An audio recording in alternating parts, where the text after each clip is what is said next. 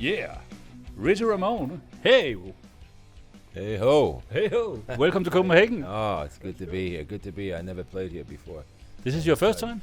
In Copenhagen, I believe. Yeah. You know, I played Sweden and all those places, but not Copenhagen. How did you get into the mighty Ramones? Well, actually, you know, the drum roadie I knew at the time for the Ramones, and he came to me and said, one day, I don't know, we were hanging out, he said, oh, you gotta leave? He said, yeah, the Ramones audition are drummers. I said, well, why don't you tell them about me? And that's pretty much how it happened. He told them about me, that they should check me out, and so it was basically a blind audition that, you know, many drummers went, and I got the show, just like any other band would audition. I didn't really know any of the brothers at the time or anything personally, so that's how it really happened. 4 years and 10 months I was in the band, so we were, you know, we were a touring band, so we played a lot of shows, you know. I think we played like, you know, 175 shows a year. That's a lot, you know. I didn't really do nothing. I moved to Los Angeles. I played in some local bands for a while, and I was just like, I'm not gonna bother anymore. So I did a lot of odd jobs. I even worked in hotels. I got into being like audio-visual director. It seems like all the misfits who are rockers end up running departments in hotels. Like, you know, when you have meetings, I had a staff that would set up screens. So I did that for a while, but I really didn't. I think I laid my drumsticks down for almost 10 years. The way I got back was Mickey Lee, Joey Ramone's brother.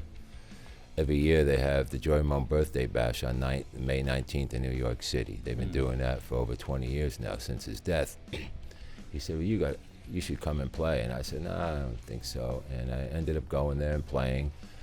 And then I went there next year, and I was like, maybe this is what's been missing. You know, I kind of felt like weird, you know, because as musicians, there's something about the fans and the crowd and how they make you feel, and music too, writing music and stuff. So I played that, and then I started writing again, and people said, oh, you should make your own record. I said, I never made my own record, so I ended up making my first album called Entitled, and it all snowballed from there. And then before you know it, I was back doing this. I could never imagine at 63 years old I'd be like touring as an aging punk rocker, but you know, I still feel I have something to offer. That's why I'm doing it. If I didn't and I was like a slacker, I wouldn't be doing this. I'd just stay home and play in my garden.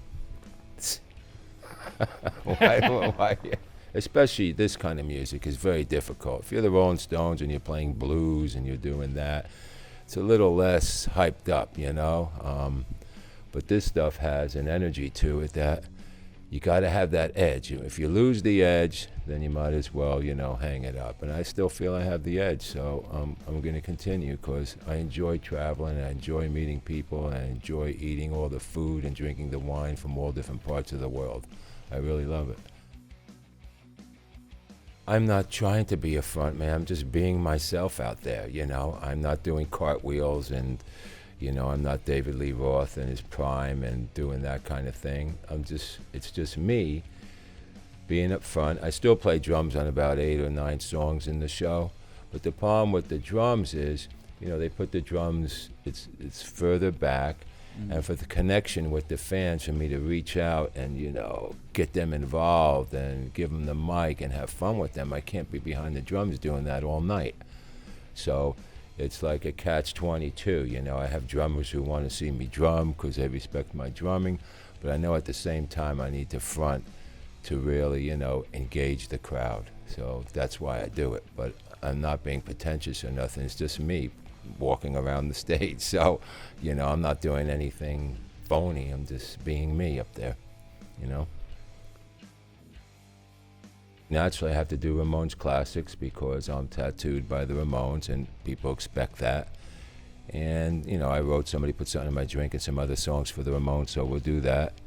But my music kind of fits in with that. It's not like, oh, there's a Ramones song, oh, that's a Richie song. It kind of has the same edge, which maybe my edge is even a little tougher because my voice is a little more growly than Joey's was. So I stay away from Joey's, like the sweet songs he sang, and I do like Havana Affair and Blitzkrieg and stuff that I can get away with, you know, with my voice, and that works for us.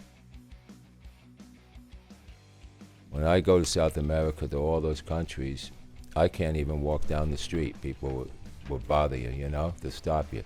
Nowhere else in the world that happens. So the Ramones are, we're like a religion in South America. I don't know why it happened, but it still is to this day. It's still the biggest market for me, and it's really fun down there, you know.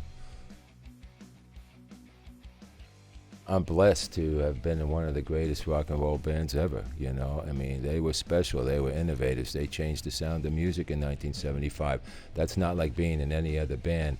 Like I have the surname, you know, which is huge. I could name a bunch of bands, and I don't know who the drummers are. Do you know their names? No. Because you know, like, only the front person or maybe the guitarist or something. So it's a blessing. They gave me what I could do today. I couldn't be traveling like this if I wasn't Ramone. It's very difficult for all these new bands, and there's bands around that are good. They can't do this. They can't come here and tour like this. It doesn't happen. It's getting harder and harder for punk rock and rock music to do this, because in America it's tough because they don't really play it on the radio anymore. It's all corporate and owned by big corporations with money, so they only play stuff on the radio that they can make money with. America's all about money. And that's why I'm overseas a lot, because it's different here. It's more about rock and roll. I don't have to have a hit on the radio for you to come out and have a good time. So, well, everybody knows. I wrote that song, and it's. When I was a kid, when I first moved to New York City, before the Ramones, probably I was like 20, 21, because I got in the Ramones at 24.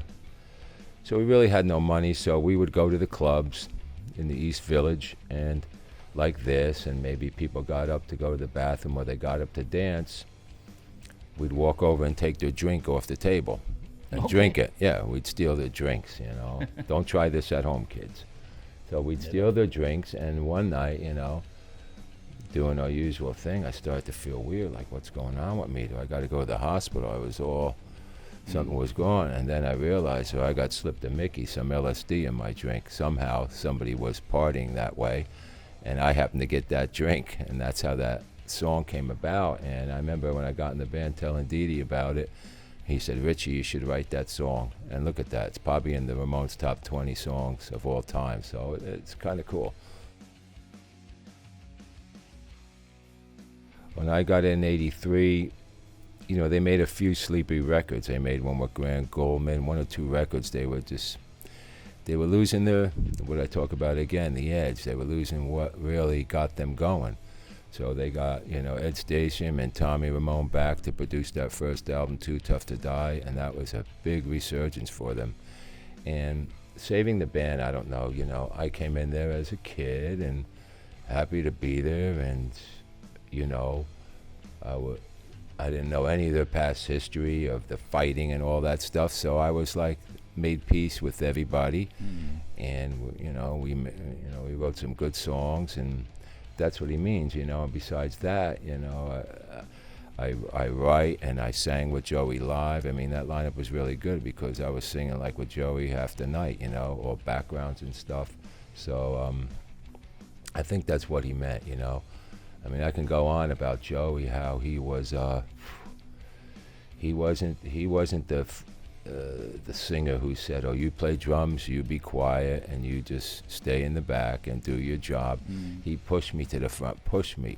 He made me sing. You can't say anything right, nice. That song I wrote, and I was like, Joey, I'm gonna sing a song on the Ramones album, lead. He said, yeah, you do this song, and so he did all of this. Stuff for me and encouraged me and pushed me forward and never left me behind, and we were best friends. We hung out all the time. It was him and I 24 hours a day for almost 5 years, whether we were touring or not. Yeah. We'd have our own room in the bus, and we had our own thing going, so it was really nice. He was a great guy. I miss them all. Richie Ramone, Yeah. I've been doing this for 10 years. This is one of the greatest moments for me to interview Really? you. Yeah, really. Oh, good. You're a legend for me. Thanks for contacting me, and I'm glad we hooked up and I didn't send you to the wrong hotel. Right? I had some trouble finding this one. Oh yeah. Okay. It's been nice talking to you, Richie. Okay. And we'll be looking forward to hear tonight at the sold out show at Basement. Yeah. Give me a handshake. All right. Thanks, guys. Is that good? Thank you. That work out all right?